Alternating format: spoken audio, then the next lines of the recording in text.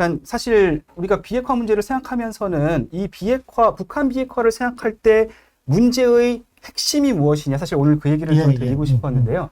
깨진 상태에서는 어떠한 말도 사실 믿지 않아요. 그러니까 그렇기 때문에 약속 이행의 문제가 매우 심각한 거고, 미국이 이미 몸집이 너무 커져버린 이 북한의 그런 몸값을 살 만한 그런 국내 정치적인 여력 이런 거 없다는 거죠. 지금 북한의 현재 핵능력은 증강되고 있다. 그런데 북한의 행보는 현상 유지를 지향하면서 핵능력을 강화하고 있는 거죠. 그런데 이 현상 유지에 대해서 미국이 상황을 악화시키지 않고 있기 때문에 적극적인 대응을 하지 않고 있다. 거기에다가 중국도 약간 방관하면서 현 상황을 지켜보고 있다. 속 타는 것은 대한민국이다. 이게 지금 교수님께서 말씀해 주신 거의 결론이에요. 이거 참 큰일 났어요. 이런 상황에서 불리한 건 우리밖에 없는데, 자, 이제 후반부로 가서, 자, 먼저 핵무기를 가진 북한과 우리가 평화 공존이 가능하냐? 이 부분에 대해서 어떻게 보면 참 우리 외교안보 전략을 수립하는데 가장 기초적인 질문, 기초적인 화두가 돼야 될 것 같아요. 이게 가능하다고 믿는 분들이 계세요. 그래서 북한이 핵이 있어도 남북관계 좋으면 한 번 더 평화다, 이렇게 말씀하시는 분들이 있고 현 정부의 주류라고 저는 생각을 해요. 그런데 과연 거기에 대해서 교수님은 어떤 생각을 가지시는지 그게 궁금합니다. 이제 제 생각에는 반은 맞고 반은 틀린 얘기 같은데요. 반은 맞고 반은 틀리다. 핵을 북한이 가지고 있고 이것을 포기시키는 것이 매우 어렵다라는 것은 현실이죠. 그죠? 이제 그 대가를 오롯이 이제 남한 정부, 우리가 떠안아야 된다는 것 또한 사실입니다. 그렇기 때문에 그러니까 핵을 가진 북한과 어떻게든 살아야 하는 입장에서는 저희 나름대로의 자구책을 모색할 수밖에 없죠. 이제 뭐 그런 얘기를 조금 더 해보겠습니다. 그래서 이제 그러니까 사실 우리가 비핵화 문제를 생각하면서는 이 비핵화, 북한 비핵화를 생각할 때 문제의 핵심이 무엇이냐, 사실 오늘 그 얘기를 좀 드리고 싶었는데요. 그러니까 뭐 우리가 뭐 먼저 무장해제를 해야 되느냐, 뭐 그러면 사실 신뢰가 관계가 이제 회복이 되고 북한이 원하는 그런 비핵화를 이룰 수 있지 않. 그거는 굉장히 이상한 얘기죠. 그러니까 왜냐하면은 그러니까 제가 뭐 신 박사님 그 골프 좋아하세요? 그러니까 뭐 좀 예를 들어보면 이게 어쨌든 골프에서 이게 홀 안에 이제 공이 들어가야지 끝나는 거잖아요. 그렇죠. 그럼 퍼팅이 중요하단 말이에요. 퍼팅이 중요한데 아니 이게 어디로 쳐야 될지 안개가 자욱해서 이 드라이버 처음 초구를 어디다 쳐야 될지를 알 수가 없는 상황인데 역시 골프는 퍼팅이에요. 퍼팅 연습합시다. 이렇게 얘기하는 거랑 비슷해. 그러니까 일이 지금 산더미 같이 선결 조건들이 있는데 저기 가가지고서 신뢰 구축 얘기만 하고 있으면 사실 그게 되기가 어렵다는 거죠. 그러니까 그렇게 하면 결과적으로 우리가 스스로 군축하고 그러니까 무장해제란 말이 조금 이제 과격하게 들리면 우리가 먼저 선의를 믿고 평화적인 조치를 취하는 것이 그들에게 어떻게 보면은 뭐 핵 문제나 이런 여러 가지의 이제 비핵화의 조치를 이끌어낼 수 있다라고 얘기하는 것은 저는 굉장히 틀린 어프로치라고 생각합니다. 그럼 이제 거기서 나오는 질문이 그렇다면 비핵화라는 것이 이 요점이 무엇이냐?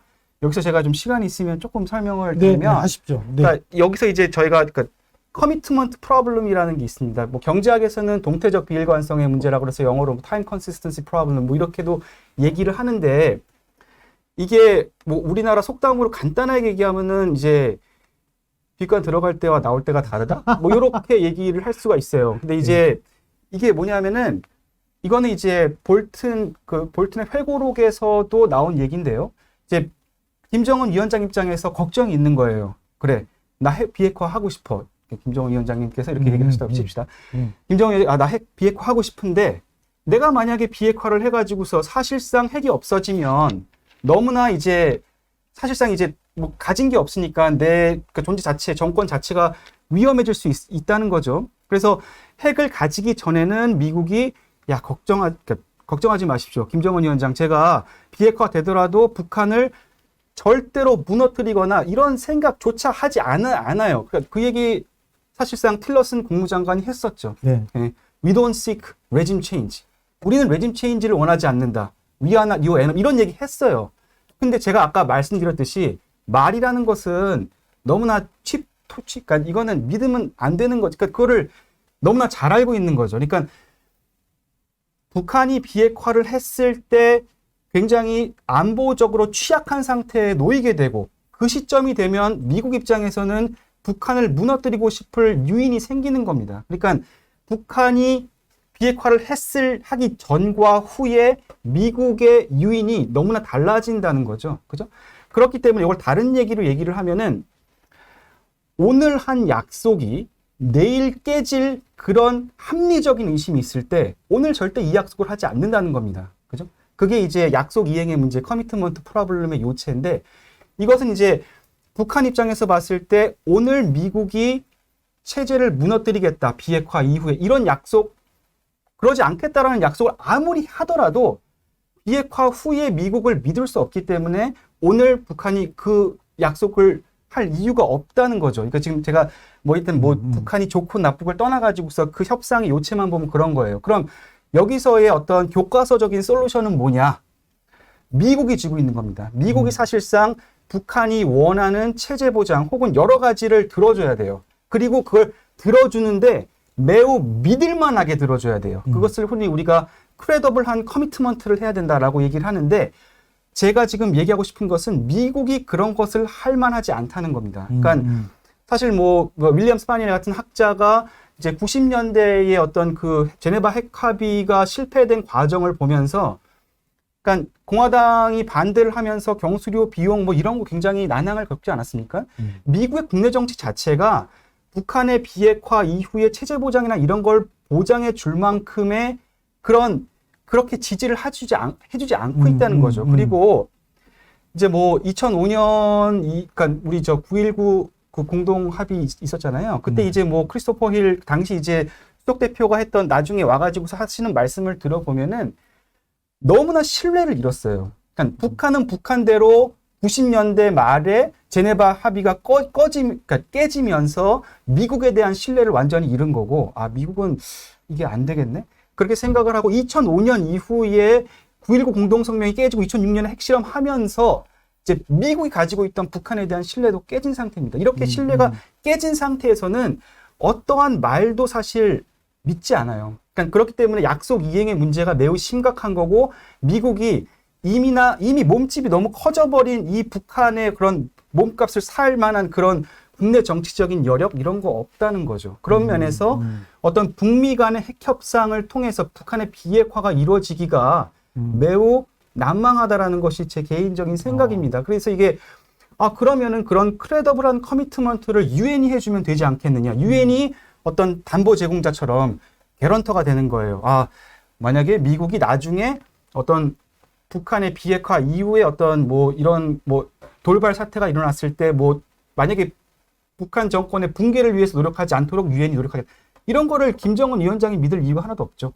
예. 그러니까 오로지 미국만이 그런 크레더블 커미트먼트를 할 수 있는데 미국은 그런 거를 하기에 쉽지 않은 상황이다. 그렇기 때문에 어떻게 보면은 이 북핵 문제가 풀리기 어렵다고 보는 거죠. 자, 그럼 오케이. 그럼 이제 거기까지 했어요. 그럼 이제 비핵화가 굉장히 난망하다는 것이 현실이에요. 그럼 이제 우리 입장에서는 그럼 우리는 어떡하지라고 생각을 해봤을 때 우리에게 닥친 숙제는 이거예요. 북한은 핵무기를 100개 넘게 가지고 있고 우리는 제로예요. 네. 그죠? 우리는 이제 한미 동맹을 통해서 이제 해구산을 제공받고 있고 그런 것에 대해서 한치의 의심의 여지도 없긴 하지만 그것은 우리 핵무기가 아니죠. 그죠? 그렇기 때문에 한반도에는 어떤 비대칭적인 핵 전력이 이미 고착화되어 있는 상황이라는 거죠. 자, 그럼 그게 어때서? 북한이 뭐 가만히 있는데? 근데 이제 그 파트가 제가 보기에는 많은 연구가 좀 필요한 건데, 제가 좀 봤어요. 그러니까 핵의 비대칭 전력이 있는 상황에서 핵을 보유한 국가의 행동이 달라지냐, 안 달라지냐. 핵을 가지기 전과 후가 얼마나 달라지냐. 이거에 대해서는 사실 연구가 생각보다 꽤 있습니다. 예를 들어서 뭐 마크 벨 같은 그 지금 위스콘신 교수가 2015년에 쓴 아티클 같은 거를 논문을 보면 외교 정책에서조차 매우 공격적이고 어그레시브하고요. 그다음에 확장적이고 그러니까 팽창적인 익스펜션을 강조하고 이렇게 어떻게 보면 핵을 가지기 이전에 비해서 훨씬 더 강력하고 모험적이고 이런 식의 외교 정책을 할 수밖에 없다는 거죠. 모든 방면의 협상에서 핵을 가진 이후에 북한은 훨씬 더 모험적이고 그것은 오로지 이제 우리 입장에서 봤을 때는 훨씬 더 굉장히 이제 엄중한 그런 그렇죠. 결과라는 거죠. 아무리 핵이 자신의 안보를 위한 것이고 북한이 그러니까 미국이 이제 북한을 뭐 공격했을 때 그거에 대한 디펜시브한 그런 방어적인 목적이라 하더라도 북한이 핵을 가졌을 때 가질 바게닝 파워, 협상력이라는 것은 이전과는 비교할 수 없는 겁니다. 그리고 그 피해는 전부 우리에게 오게 되어 있다라는 것을 명심해야 되는 것이죠. 그렇기 때문에 우리 입장에서는 우리 나름대로의 자구책을 강구할 제가 보기엔 시간이에요. 그리고 지금 시간이 이렇게 가고 있는 것은 사실 어떻게 보면 시간은 우리 편이 아니다. 저는 그렇게 생각을 합니다. 지금 교수님께서는 일단 협상이론적 관점에서 미국과 북한의 협상을 고려할 때 북한의 핵 능력이 커졌기 때문에 과거 뭐 북한이 영변 원자로 정도 폐쇄하고 경스러지고 정도의 경제적 보상이라면 미국이 감당할 수 있었을지 모르겠으나 사실 그때도 쉽지 않았던데 지금 북한이 핵무기를 뭐 50기에서 100기 정도 갖고 있는 이러한 상황에서 그것까지 보상해 줄 수 있겠느냐 따라서 실질적인 협상은 제한된다고 말씀을 해주시면서 다음 단계로 그렇기 때문에 대한민국이 자구책을 강구해야 된다. 그거는 우리가 이제 억제력이나 그런 부분을 갖다가 말씀해 주시려고 하는 네. 그런 상황인 것 같아요. 이 말씀을 듣고 있다 보니까 제가 재미난 게 하나 목격됐는데요. 저는 북한이 핵을 보유한 이후에 입장이 달라졌다. 저도 그렇게 생각해요. 그 전과 후가 말이 달라졌어. 2017년 11월 30일 날 핵보유 완성됐다고 선언했는데 2018년에는 뭐 대화로 나오는 것처럼 얘기했지만 2019년부터 보면 북한이 전례 없는 막말을 하잖아요. 이게 사실은 외교 정책 차원에서 보면은 상당히 공세적인 외교 정책이다. 이렇게 표현할 수 있는데 그런 거 보면 그 전에 비해서 상당히 그 수위가 높아진 것이 자기들이 핵을 가졌기 때문에 좀 과잉 반응을 하고 있지 않나 하는 생각도 해보게 됐습니다.